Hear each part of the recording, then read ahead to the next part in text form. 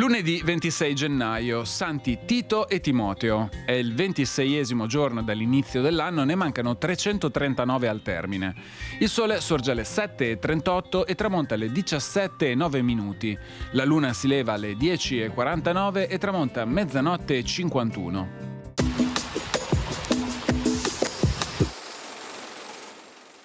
A 84 anni di età e ben 15 di dogado, dopo 18 mesi di malattia, muore compianto da tutti il doge Domenico Contarini della Regina.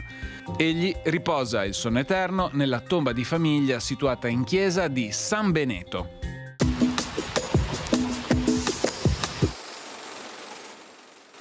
Le previsioni per domani. Cielo da parzialmente nuvoloso a molto nuvoloso, con significativi spazi di sereno fino al pomeriggio e maggior copertura di sera. Parziali riduzioni della visibilità in pianura e nelle valli durante le ore più fredde. Discreti rinforzi serali di libeccio in quota, precipitazioni generalmente assenti. Continue variazioni di carattere locale riguardo le temperature.